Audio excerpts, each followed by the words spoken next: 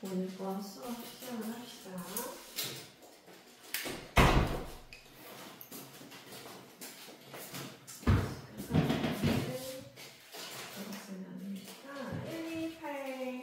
우리 반비례 들어가기 전에 앞서가지고 개념 간단하게만 잡아볼게요.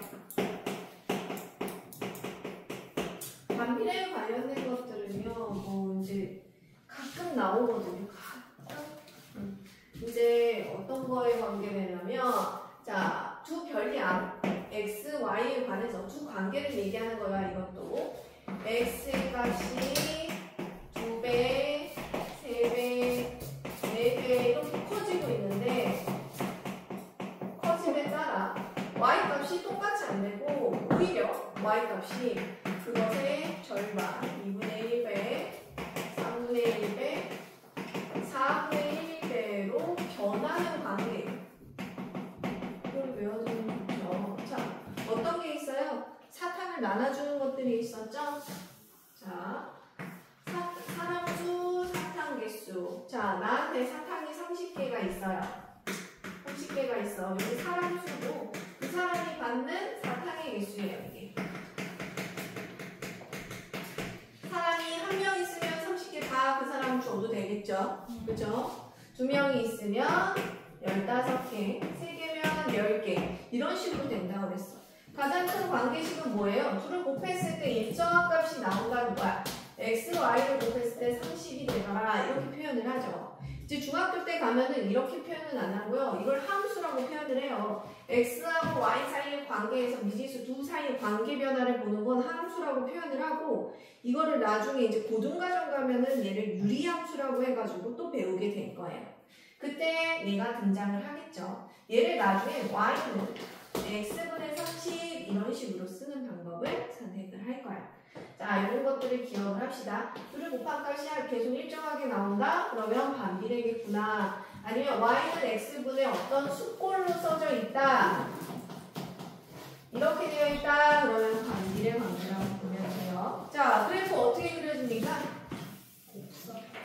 쌍곡선이죠. 그죠? 그 유리함수라고 해서 나중에 이런 것들, 여기 플러스 k 이런 것들 나오면요, 점근선의 방정식 해가지고 쌍곡선 그래프가 막 이동을 해요. 평행 이동. 그런 것까지도 배울 건데, 가장 기본적인 반비례 그래프로 한번 걔를 접근을 해볼게요. 지금 고등 거라 생각하니까 이제 좀 생각이 좀 달라지죠. 얘를 잘해야겠다 생각이 들어야 돼요.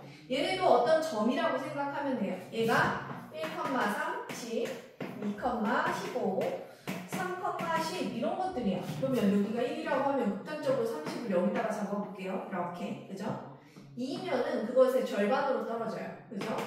15. 그 다음에 3이면은 다시 이거 한 10 정도로 떨어지더라. 얘네들 그래프를 그려보다 보니까 이런 식으로 그래프가 되었더란 얘기죠. 그죠? 근데 이 상황에서 그렇지만 이게 음수까지 간다라고 하면은 이쪽에도 똑같이 원점을 기준으로 해서 점대칭이 되는 쌍곡선이 드러난다라는 거야. 이거를 갖다가 뭐라고 얘기하냐면, 그래프 그리는 것도 되게 옛날에 시험을 많이 봤었어요. 중1 거 시험 볼 때는. 어떤 거 그래프 그려라 해놓고 이게 다시 이렇게 살짝만 올라가도 다 감점을 때려버리는 거야. 왜냐면 얘는 점점 축에 가까워지거든요. 축에 닿을 듯 말 듯 되게 가까워지는 걸 표현할 수 있는지를 확인을 하는 거지. 그치? 그래서 대부분 애들이 대충 이렇게 그리고 앉았어요. 그러면은 이거 다 감점을 때려버리는 거예요. 아, 지금도 안 할 거라는 보장은 없어요. 그때 그 선생님들이 다 교직에 있으시니까. 그죠? 최대한 가깝게, 축과 가깝게, 단 또 축에 닿아서는 안 되게 그래프를 그리는 게 중요하겠죠? 그죠? 자, 지금도 저번에 했던 거랑 되게 비슷해요. 얘가 양수면 이런 식이 되겠죠? j3, j1, j3, 4분면에. 얘가 음수면 어떻게 될까요? 여기 있는 숫자가 음수면 그래프 모양이 똑같은 쌍곡선인데 제2, 4분면하고 제3, 4, 4분면은 이런 식으로 그려진더라. 이렇게 원점의 기준으로 대칭을 이루는 쌍곡선이다라는 걸 기억을 하면 되겠죠. 자, 그러면 지금부터 정비례, 반비례 섞어가지고 문제를 풀 건데, 얘가 뭐에 기초냐면 우리 함수에 기초예요. 함수에서 함수를 잘한다? 내가 방정식에 좀 약한데, 방정식도 약하면 좀 큰일이긴 한데, 함수에 내가 좀 특화되어 있다. 그래프 해석하는 능력이 되게 탁월하다. 중1 거부터 초등학교 때부터 그래프 문제라면 굉장히 자신 있다. 그러면 고등학교 때 분명히 빛을 발할 거예요. 어려운 문제들 다 그래프로 풀면 엄청 쉬워지거든요. 자, 그래프 얘네들 쉬운 파트처럼 뒤에 써져 있지만 사실상으로 굉장히 중요한 거다 생각하면 되겠어요. 그러면 118번 한번 시작을 118쪽 시작을 해볼게요. 자, 정비례랑 같이 시작합니다. 저번 시간에 했던 거 복습이라고 생각합시다. 그래프를 해석하는 방법이 중요하다고 했어. 그래프를 봅시다. 얘가 원점에 지나는 직선의 방정식이면 얘가 일단 y는 ax 그래프다 라는 걸 알 수 있겠죠. 그러고 나서 이 식을 구하려면 a를 구해야 되는데 한 점을 이렇게 좌표로 줬어요. 자, 난 누구니? 하는 거지. 얘는 3,7이란다. 이렇게 좌표를 알 수 있으면 돼요. 얘를 여기다 쏙쏙 대입하면 끝나겠죠? 그러면 마7은 3의 2. 3으로 나누니까 a는 3 마이너스 3분의 7 하고 끝내는 게 아니야. 답이 얘가 아니야. 답은 우리가 구하려면 문제를 잘 봐야 돼. 관계식을 쓰세요 했으니까 y는 마이너스 3분의 7x 이렇게까지 써줘야 된다 얘기야. 그치? 문제를 끝까지 잘 보기. 그 다음에 35번 같은 문제도 종종 나오죠. 자, 이런 문제들이요. 이제 중학교 때 2학년 때 가면 그래프에 이렇게 삼각형 문제가 엄청 많이 나와요. 점과 그래프 사이의 관계들을 잘 이해해야 돼요.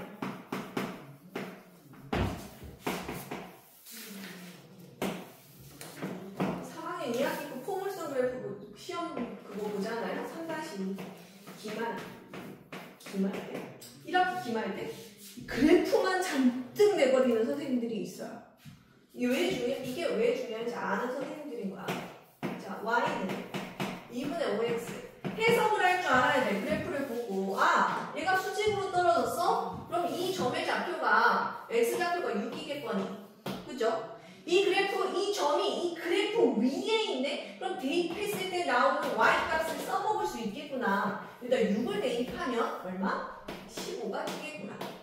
그러면 내가 구하고자 했던 얘네들을 밑변으로 사용할 길이와 그리고 높이로 사용할 길이가 떴구나 라고 생각을 하면 되겠죠? 그죠? 그럼 얘의 넓이는 6 곱하기 15 곱하기 2로 계산하면 되더라. 간단하죠? 그 다음에 40번 반비례하는 걸 골라라. 선생님 아까 얘기했어요. x, y를 곱했을 때 계속 일정한 값이 나오면 반비례라고. 혹은 x 값이 커짐에 따라 y 값이 자꾸 줄어들고 있다. 그러면은 반비례일 거라고 의심은 들어야 돼요. 항상 그렇진 않지만 반비례일 수 있겠구나 생각하면 됩니다. 1번 관계식을 한번 써볼까요? 두 수의 곱이 50이래. 대놓고 x, y 곱한 게 계속 50이 나오는 관계죠. 맞아요? 얘는 반비례 맞죠? 2번 둘레의 길이가 28인 그러면 얘는 뭐예요? 2x 플러스 y가 28 이렇게 되는 거기 때문에 얘네 둘을 곱해서 어떤 일정한 수가 나올 것 같지 않아요. 그럼 얘가 정비례인가요? 하는데 정비례도 아니에요. 반비례 아니면 정비례인가요? 막 이렇게 물어볼 필요가 없어요. 그죠? 정비례도 반비례도 아닌 애들이 존재해요. 그죠? 그 다음에 3번 가볼까요? 전체 촉수가 400이에요. 그러면 y라는 애는 다 읽을 때까지 걸리는 일수. y라는 애는 어떻게 돼야 되죠? 표를 볼까요? x, y. 하루에 한쪽씩 읽으면 400이 걸리고요. 두 쪽씩 걸리면 200이 걸리고 몇 개만 써봐도 알겠죠? 얘네들을 곱한 게 뭐가 됐어요? 400이 되네요. 일정하죠? 그러면 반비례 이렇게 적으면 됩니다. 그 다음에 4번, 5번 이런 문제들이 되게 중요한 거야. 이 찾았다고 끝낼 게 아니라 4번, 5번에 어떤 예시가 들어가 있는지 내가 얘네를 혹시 모르는 게 하나라도 있진 않은지를 살펴봐야 돼요. 그죠? 자, 얘네들 보기를 구할 때도 이 수학 문제를 만드는 애들이 되게 괜찮은 보기들을 집어넣었을 거라고 생각을 하면서 버리지 마세요. 그죠? 자, 어떻게 한다 그랬지? 선생님이 20% 예술곱을 xg에 소금의 양 밑에다 쓴다 했는데 어떻게 했어? 얘네 둘을 곱해서 100으로 나눈 값이 y다 이렇게 가겠죠. 그죠? 그럼 뭐야? x 앞에 어떤 숫자가 곱해져 있네? 얘야말로 정비례겠네요. 됐어요? 그 다음에 5번 30m에서 3분씩 x분 동안 빼내고 물통에 남겨져 있는 거 남은 양이네? 그러면 y는 30에서 3x를 뺐어요. 그러면 정비례도 반비례도 아니에요. 그죠? 이런 식으로 얘네들 다 구분할 수 있는지만 파악하면 좋을 것 같습니다. 자, 그 다음에 43번. 자, 반비례 정의가 중요하다고 했어요. 2배, 3배 꺼질 때 y값이 2분의 1배, 3분의 1배가 된다. 이거 뭔 말이야? 반비례 그래프다. 근데 얘네들 봐봐. x가 마사일 때 y가 3이 돼요. 그러면 x가 2일 때 y는 얼마니? 라고 물어봤는데 반비례 가장 큰 특징이 뭐라고? x, y 좌표를 곱했을 때 값이 똑같아야 돼요. 모든 좌표가. 그럼 얼마예요? 얘는 마이너스 10이 나오죠. 그럼 얘네 둘을 곱했을 때도 마이너스 12가 나와야 돼. 그럼 여기 물음표는 얼마? 마이너스 6이 돼야 되겠지. 그죠? 이렇게 써주면 좋겠죠? 근데 이거는 선생님이 그냥 간단하게 푼 거고 원래 원하는 답은 어떻게 써야 돼? 아 이거는요 x, y가 어떤 숫자꼴인데요. 아니면은 이것도 이상해. 원하는 반비례식은 이거야. 왜냐면 이게 고등과정에서 나오는 유리식이랑 똑같이 생겼거든요. 여기다 대입했는데요 이러면서 하는 거야. 3이고 마사일 때 어떤 숫자예요. 그래서 얘가 마이너스 10이에요. 그럼 y는 x분의 마이너스 10이니까요. x에다 2 넣으면 y는 마이너스 6이에요. 이게 정석이기는 해요. 알겠죠? 정석도 알고 빠르게 푸는 것도 알고 변화해 줬겠지? 자 이제 정비례인지 반비례인지 얘기 안 하고 글로 설명을 좀 해볼게요. 이번에 보니까 선생님 아들들은 이제 중3이니까 과학 물리를 배우거든요. 중력과 속도 막 이런 거를 배워요. 속력 막 이런 거, 등속 운동 막 이런 걸 배우는데 다 수학이야. 속력 막 미터 퍼 세컨드에서 얘가 1초에 얼마를 가는지 막 이런 거 계산하는 게 다 나와요. 9.8을 뭐 몇 배를 해서 곱하고 전부 다 수학이더라고. 자, 얘는 어떨까요? 부피, 압력 이런 거 있죠? 얘도 나와요. 한번 봐볼까요? 어려울 거 없습니다. 46번. 온도가 일정할 때 기체의 부피는 압력에 반비례한다. 자, 부피가 자, 그러면 표로 한번 해볼게요. 반비례한대요. 여기 부피 해놓고 압력을 쓸 건데 얘네가 서로 반비례한대요. 부피가 10이면 기체의 기압이 4기압일 때 그러면 부피가 8이면 기체 압력은 얼마입니까? 라고 물어봤습니다. 쉽죠? 어떻게 보면 돼요? 지금 얘네들은요 곱했을 때 값들이 일정해야 돼요. 그죠? 12 곱하기 4나 8 곱하기 4나 같아야 된다는 얘기죠. 그죠? 반비례 한다 했으니까 이렇게 계산하면 되겠죠?